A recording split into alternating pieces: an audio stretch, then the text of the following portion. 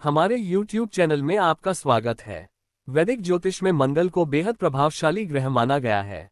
यह एक तेजस्वी और पुरुष प्रधान ग्रह है जो शक्ति, ऊर्जा, साहस, भूमि, भाइयों, पराक्रम और सेना का प्रतिनिधित्व करता है। मंगल जातक में उत्साह, दृढ़ता और जुनून उत्पन्न करता है। साथ ही ये ग्रह ये भी दर्शाता है कि कोई व्यक्ति अपने लक्ष्यों को किस प्रकार प्राप्त करता है और उसकी क्रियाशीलता कैसी है। ये हमारी शारीरिक ऊर्जा को भी दर्शाता है, साथ ही गुस्से और आक्रामक प्रवृत्तियों को संतुलित करता है। राशिचक्र में मंगल मेष और वृश्चिक राशि का स्वामी है। यह मकर राशि में उच्च स्थिति में होता है जबकि कर्क में नीच दुर्बल की स्थिति में रहता है। 27 नक्षत्रों में से मंगल चित्रा, धनिष्ठा और मृगशिरा के अधिपति हैं। इन्हें लाल ग्रह और युद्ध के देवता के रूप में भी जाना जाता है। सिंह राशि में मंगल का प्रवेश करने की तिथि और समय कुछ इस प्रकार है। ज्योतिष शास्त्र के अनुसार मंगल पराक्रम और साहस के प्रतिनिधि माने जाते हैं। ये लगभग हर 45 दिन में राशि परिवर्तन करते हैं। अब ये 7 जून 2025 की रात 1:33 बजे सिंह राशि में प्रवेश करेंगे। कर्क राशि से निकलकर मंगल सूर्य की राशि सिंह में प्रवेश करेंगे। सूर्य और मंगल दोनों ही उग्र ग्रह हैं, अतः ये गोचर कई राशियों के लिए शुभ संकेत लेकर आ सकता है। सिंह राशि में मंगल का प्रभाव ऐसा है कि मंगल के सिंह राशि में आने से, जो कि सूर्य की राशि है, जिन जातकों की जन्म राशि या लग्न सिंह है, वे विशेष रूप से आकर्षण का केंद्र बन सकते हैं। इन्हें दूसरों पर गहरा प्रभाव छोड़ने की क्षमता प्राप्त होगी। राजनीति, व्यापार, कला और मनोरंजन से जुड़े कार्यों में इनकी रुचि प्रबल हो सकती है, परंतु लोकप्रियता के कारण विरोध या अहंकार भी बढ़ सकता है। सिंह राशि में मंगल केतु की युति बन रही है। जब मंगल सिंह राशि में गोचर करेगा, वहां पहले से केतु मौजूद होंगे जो 18 मई 2025 से वहां हैं और 1 वर्ष तक रहेंगे। इस कारण से मंगल केतु की युति बनेगी, जिसे ज्योतिष में अत्यंत संवेदनशील माना गया है। इसका प्रभाव विश्व स्तर पर हिंसा और संघर्ष की घटनाओं को जन्म दे सकता है। ये युति करीब 45 दिनों तक प्रभावशाली रहेगी। अब मंगल अपनी राशि बदलने वाले हैं और जैसा कि विदित है, इनकी चाल समस्त राशियों एवं विश्व पर असर डालती है। आइए अब जानते हैं विभिन्न राशियों पर इसका असर।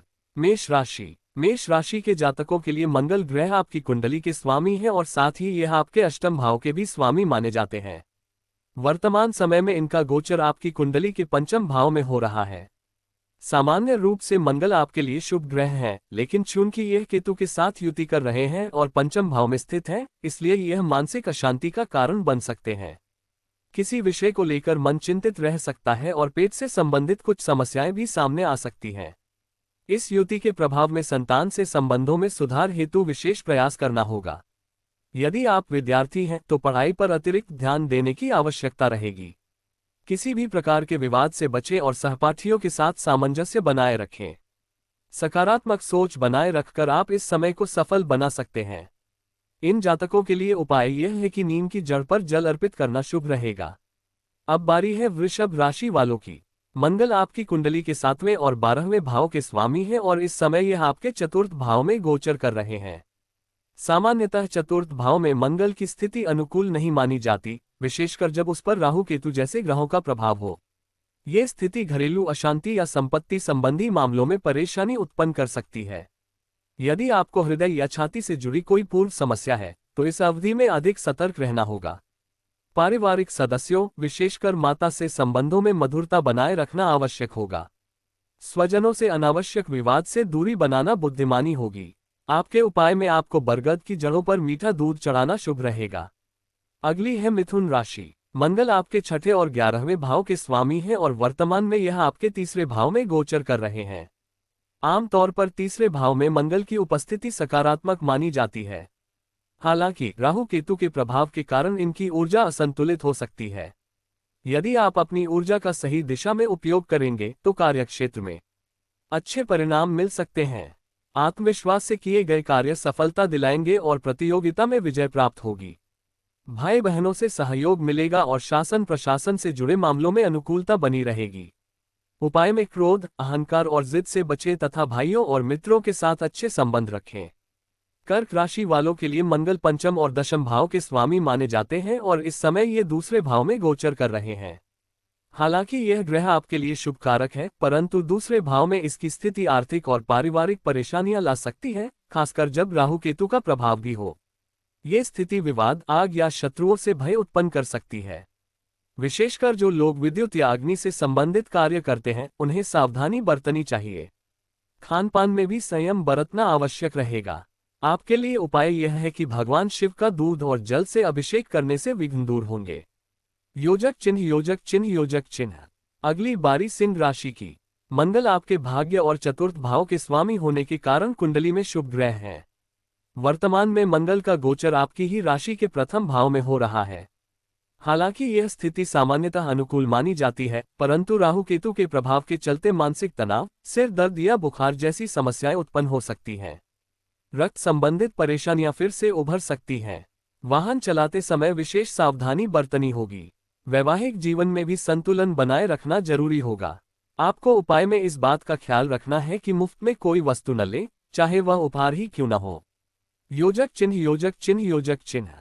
कन्या राशि के जातकों के लिए मंगल आपकी कुंडली के तीसरे और अष्टम भाव के स्वामी है और वर्तमान में द्वादश भाव में स्थित है। ये स्थिति अनावश्यक खर्च, स्थान परिवर्तन और मानसिक अशांति ला सकती है। कार्यक्षेत्र में परिवर्तन या लंबी यात्राएं करनी पड़ सकती हैं। सप्तम भाव पर मंगल की दृष्टि और वहां स्थित शनि के कारण वैवाहिक जीवन में सावधानी की आवश्यकता रहेगी। साझेदारी के कार्यों में भी सोच समझकर निर्णय लें और जीवन के सभी पहलुओं में संतुलित दृष्टिकोण अपनाना आवश्यक रहेगा। उपाय में हनुमान जी को मिठाई अर्पित करें और प्रसाद बांटने से अच्छे फल प्रदान होंगे।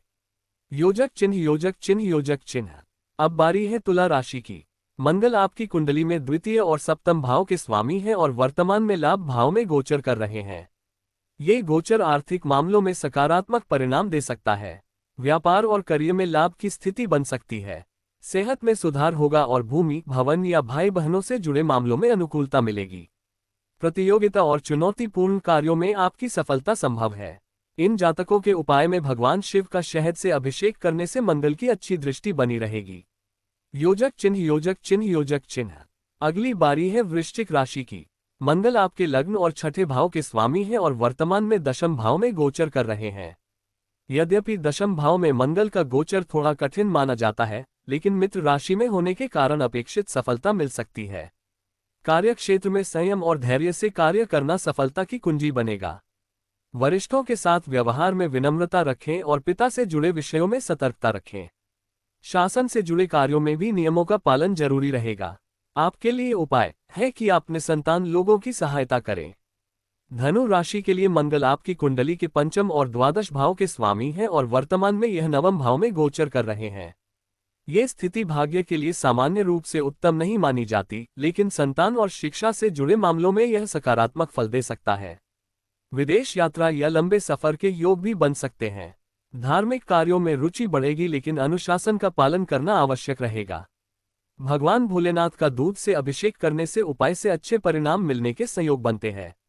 योजक चिन्ह, योजक चिन्ह, योजक चिन्ह। अब मकर राशि के जातकों के लिए मंगल आपकी कुंडली के चतुर्थ और लाभ भाव के स्वामी हैं और वर्तमान में अष्टम भाव में गोचर कर रहे हैं। ये स्थिति स्वास्थ्य के लिए अनुकूल नहीं मानी जाती, विशेषकर जब राहु केतु का प्रभाव भी हो। यदि पहले से कोई स्वास्थ्य समस्या है, विशेषकर पाचन या गुदा से जुड़ी, तो सावधानी बढ़ानी चाहिए। खान पान में नियंत्रण रखें और जोखिम भरे कार्यों में सतर्क रहें। मित्रों और भाई बंधुओं से संबंध अच्छे बनाए रखें। आपको उपाय में मंदिर में चने की दाल दान करें। अगली बारी है कुंभ राशि की। मंगल आपके तीसरे और दशम भाव के स्वामी हैं और इस समय सप्तम भाव में गोचर कर रहे हैं। ये गोचर वैवाहिक जीवन में उतार चढ़ाव ला सकता है। अनावश्यक यात्राओं से बचें, विशेषकर व्यापारिक यात्रा को टालना बेहतर रहेगा। आधुनिक माध्यमों से काम करना अधिक लाभदायक रहेगा। नई डील से बचें और पुराने कार्यों को ही आगे बढ़ाएं। उपाय के अनुसार छोटी बच्चियों को मिठाई खिलाना लाभकारी रहेगा। मीन राशि वालों का मंगल आपकी कुंडली में द्वितीय और नवम भाव के स्वामी हैं और वर्तमान में छठे भाव में गोचर कर रहे हैं। ये गोचर प्रतियोगिता, कर्ज और रोगों पर विजय का योग बनाता है। यदि आप अपनी ऊर्जा को सही दिशा में लगाते हैं तो न केवल प्रतिस्पर्धियों से आगे निकल सकते हैं, बल्कि सम्मान और धन भी प्राप्त कर सकते हैं। धातुओं से संबंधित क्षेत्रों में सफलता मिल सकती है। आपके लिए उपाय यह है कि मित्रों में नमकीन खाद्य सामग्री वितरित करें, तो अच्छा परिणाम मिलने के योग बनते हैं। आशा करते हैं आपको यह वीडियो पसंद आया होगा। ऐसी और भी धार्मिक वीडियोस देखने के लिए चैनल को सब्सक्राइब करें और वीडियो को लाइक